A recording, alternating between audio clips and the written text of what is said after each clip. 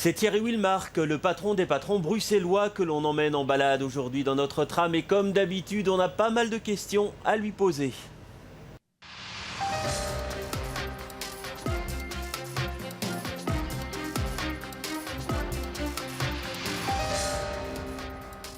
Thierry Wilmark, bonjour. Alors, vous restez à votre corps défendant peut-être l'homme qui a prôné la culture du coup de pied au cul pour les jeunes d'origine étrangère. Est-ce que vous pensez que ça va coller à votre image pendant tout votre mandat à la présidence de Bessy?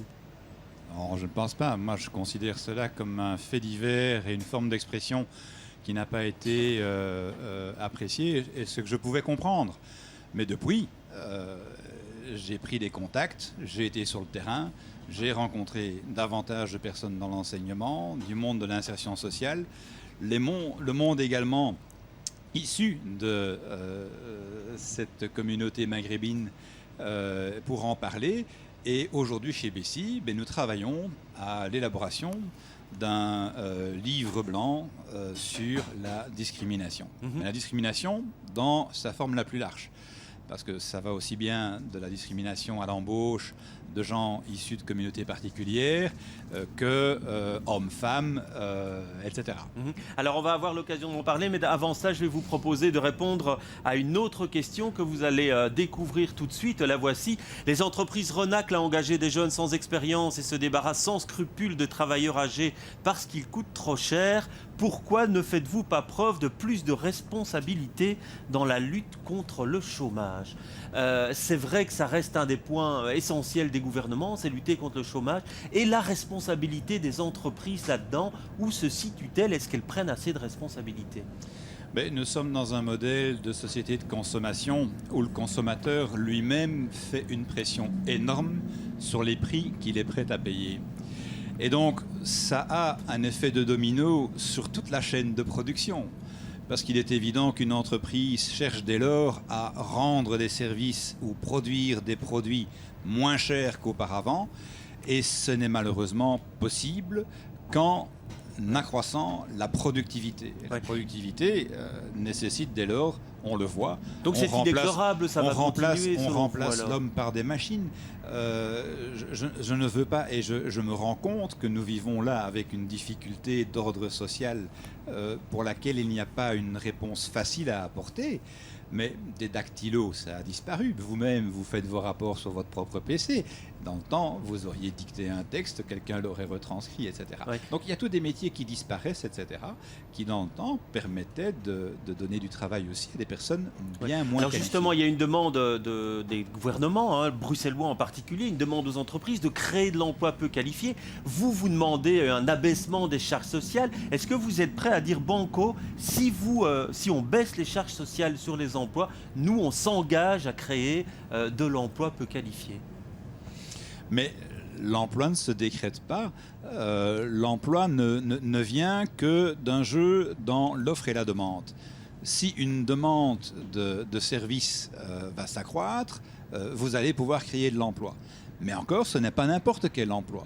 Parce que lorsque vous augmentez le pouvoir d'achat éventuel de vos consommateurs, il se peut qu'ils se tournent davantage vers des produits que l'on importe et qui n'apportent dès lors aucun impact sur l'emploi à créer en Belgique. Donc vous demandez une baisse des charges sociales sans aucune contrepartie en fait? Mais ce n'est pas une question de dire que l'on ne peut pas donner des contreparties. Je pense que ce qui serait important, c'est de travailler autour de l'expérience de travail que l'on pourrait donner à des jeunes. Il y a différents projets dans le passé qui ont déjà existé, comme les plans Rosetta de Madame Onkelings.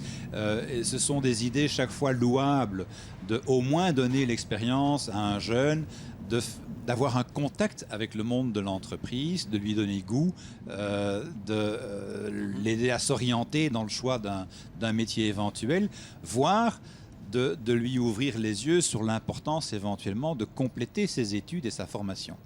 Alors, vous parliez tout à l'heure de ce livre blanc sur la discrimination. On a été voir ces entrepreneurs de la diversité. Je vous propose de voir une question posée par une d'entre elles, une entrepreneur. Les jeunes qui ont du mal à trouver de l'emploi, selon vous, ce serait dû au décrochage scolaire et à la déresponsabilisation des parents.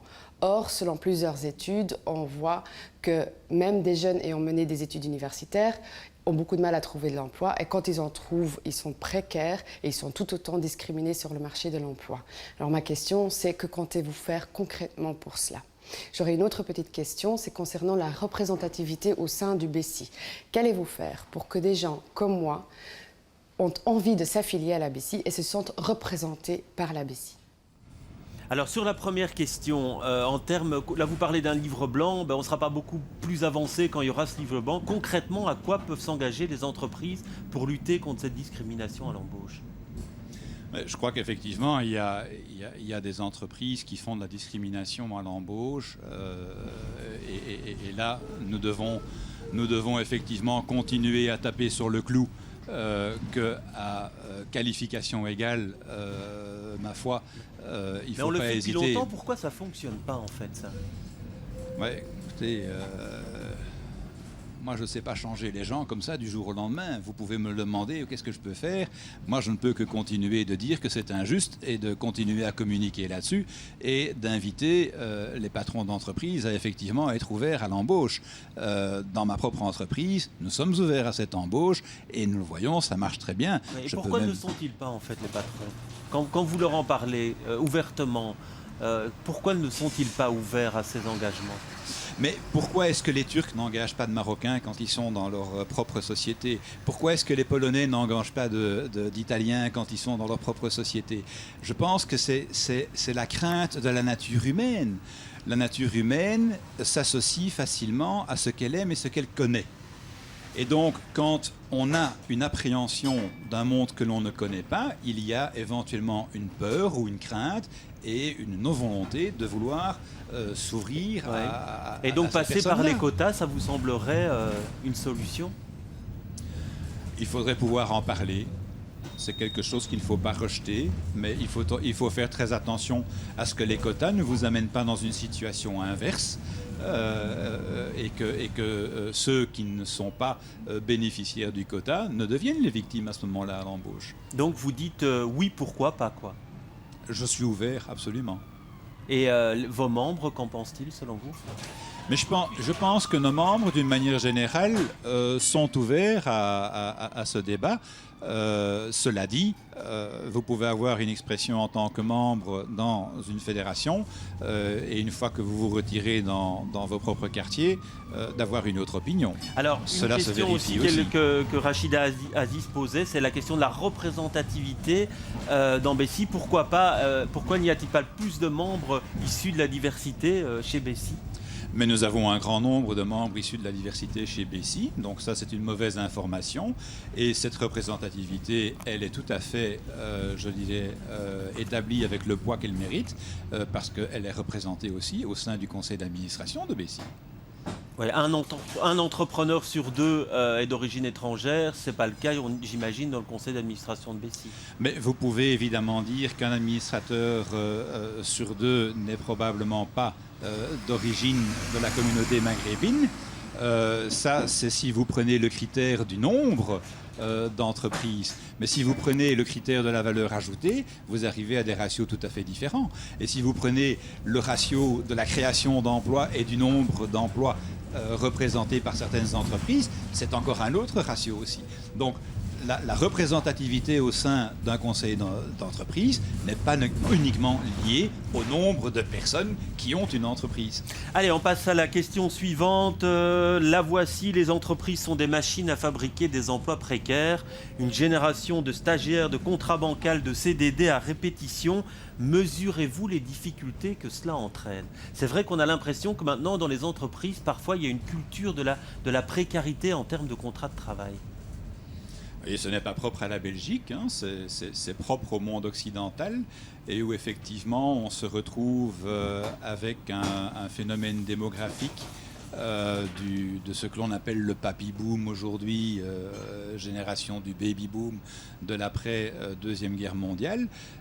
Et au jour d'aujourd'hui, vous vous rendez compte que les automatisations, l'informatisation, il ne faut pas oublier que ce sont des révolutions, on a appelé ça des révolutions informatiques, ont modifié le monde du travail de façon telle qu'aujourd'hui, vous avez encore des employés que vous gardez dans la pyramide d'âge, qui dans beaucoup de sociétés est une pyramide inversée, et où une masse de gens vont partir à la retraite et ne vont pas nécessairement être remplacés tous par de Et donc nouveaux on est dans employés. une tendance lourde du contrat précaire, avec sa difficulté de construire une vie, simplement d'acheter un bien immobilier.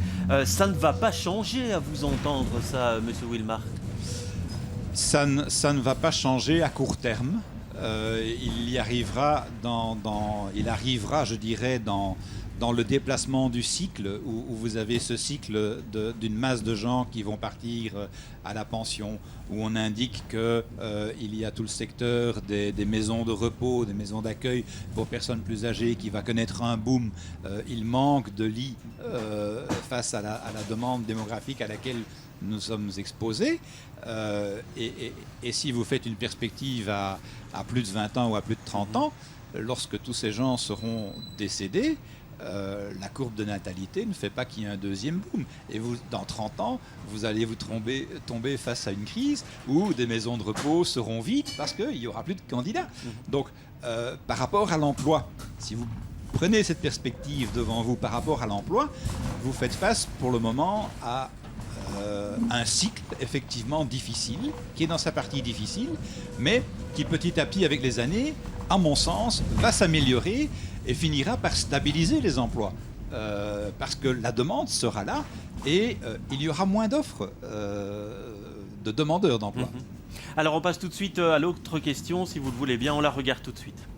Il y a 3 giga centres commerciaux qui vont être créés à Bruxelles. C'est le projet NEO, c'est le projet YouPlace et c'est le projet Dox Bruxelles qui se trouveront d'ailleurs entre le Heysel et le pont Van Praat. C'est la course à savoir qui sera prêt le premier. Et on envisage pour le plus petit des 3 centres 8 à 10 millions de clients nécessaires par an pour arriver à un certain rendement. Alors, on n'a pas parlé jusqu'à présent de l'impact économique que cela ne va pas manquer d'avoir sur les emplois existants, sur le commerce local et sur les noyaux commerciaux existants, d'où ma question. Ne vaut-il pas mieux commencer par une discussion et un plan d'ensemble pour défendre le commerce à Bruxelles? Je vous remercie. Alors, l'Union des classes moyennes est inquiète par rapport à tous ces projets de centres commerciaux, et vous, Monsieur Wilmark? Mais nous sommes très inquiets, pas seulement pour l'impact que cela peut avoir sur le commerce à Bruxelles, qu'il soit petit ou grand, mais ça a un impact très important sur la mobilité également, parce que vous déplacez des masses vers des centres commerciaux, donc vous allez accroître de nouveau des flux de trafic sur des boulevards. Donc 3 projets, c'est trop selon vous? Mais 3 projets, nous pensons chez BESI que c'est effectivement trop. Les plans que la région bruxelloise nous a montrés par rapport aux implantations de commerce démontrent effectivement qu'il y a un manque de commerce dans le nord de Bruxelles. Et dans toute cette zone nord, il serait bienvenu d'avoir certainement un nouveau centre commercial. Alors bon, il y en a un qui se trouve en Flandre, à Machelen, dont le permis n'est pas encore définitivement octroyé. Donc il ne faut pas le donner, quoi, ce permis-là, selon vous?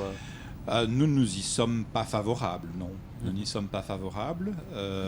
Nous pensons que le projet NEOS, lui, c'est quelque chose qui rentre dans une perspective plus réfléchie de réaménagement du plateau du Heysel, qui ne sera plus seulement un centre d'exposition, mais sera également un centre de congrès.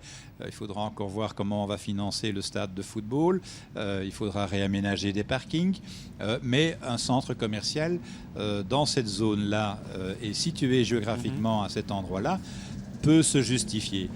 Rappelons quand même que le fameux projet de zone piétonnière au centre de Bruxelles, et qui a été fort décrié parce que pas tout à fait bien présenté, et puis maintenant il fait l'objet de réaménagements et tout.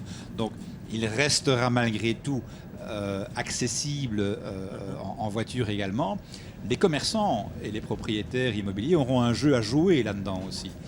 Vous pouvez considérer le centre de la zone piétonnière comme étant aussi un shopping center. Vous ne serez jamais plus loin de 5 minutes qu'un parking pour avoir laissé votre voiture et d'avoir un shopping center en plein air, je dirais. Donc plutôt favorable à ce piétonnier, en fait.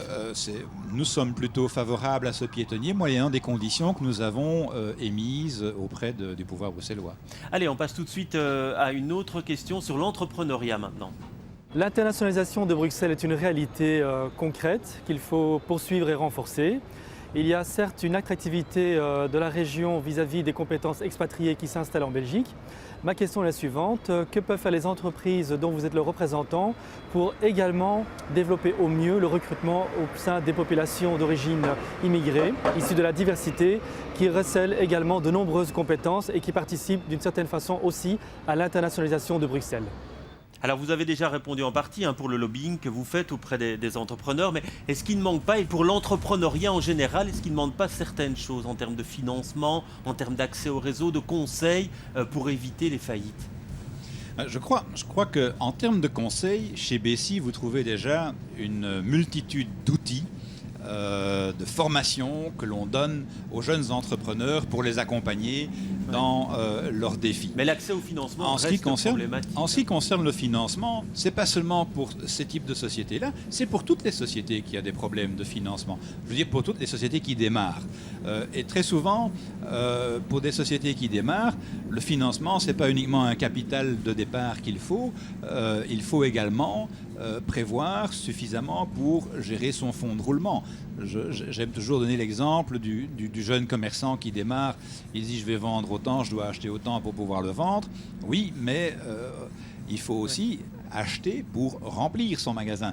Mais là, cet accès-là au financement, ça fait longtemps qu'on le dénonce. On a l'impression que les choses ne changent pas. Les choses n'ont pas vraiment évolué, bien que la prise de conscience, me semble-t-il, à la fois au niveau des banques, du monde politique aussi, amène de plus en plus de discussions sur le sujet. La question qui est toujours prenante, évidemment, pour un banquier, c'est que lors de la crise des banques, vous voyez des grandes institutions qui critiquent les banques parce qu'elles n'ont pas suffisamment de capitaux et qu'elles ne garantissent pas suffisamment les avoirs que l'on a mis en leurs mains. Mais d'un autre côté, on leur demande de prendre plus de risques et d'aller prêter davantage à des sociétés qui, à leurs yeux, représentent un risque d'échec. Mais qui va payer en cas de risque d'échec? C'est la banque. Et donc on revient à la case départ, on va de nouveau la critiquer parce qu'elle a éventuellement pris trop de risques. Alors, vous la situez où, ce type de responsabilité-là? Effectivement, je n'ai pas la réponse, mais vous posez la question, et moi j'en ai une autre à vous poser tout de suite. Regardez là, on dit que le VOCA, le patronat flamand, est proche de la NVA. Rejoignez-vous, vous aussi, les thèses du Parti nationaliste, notamment sur le sort qu'elle réserve à la région bruxelloise? Alors, Monsieur Wilmark, vous connaissez les thèses de la NVA en matière sur Bruxelles, transfert de pas mal de compétences, obligation pour les Bruxellois de choisir soit la communauté flamande, soit la communauté française, pour l'exercice de pas mal de compétences. Vous en pensez quoi et qu'en dites-vous? Bon, je pense qu'il y a une opinion journalistique qui associe VOCA-NVA que je ne partage pas tout à fait. Le VOCA, c'est le VOCA et je les laisse diriger leurs instances et leur business. Cela dit, pour une région comme Bruxelles, il est de toute façon important de se rendre compte que les entreprises bruxelloises ne savent pas vivre que de Bruxelles et que nous sommes de toute façon tenus d'être actifs aussi bien en région flamande qu'en région wallonne. Quand la région de Bruxelles veut parler de résoudre ses problèmes de mobilité, ils sont impossibles à résoudre dans le cadre des 19 communes. Il faut impliquer un dialogue avec la région flamande et la région wallonne, parce que c'est beaucoup plus large que cela. Mais sur les thèses de la NVA qui vide Bruxelles donc, de la plupart de ses compétences. Alors là, nous sommes tout à fait en opposition à cette approche-là.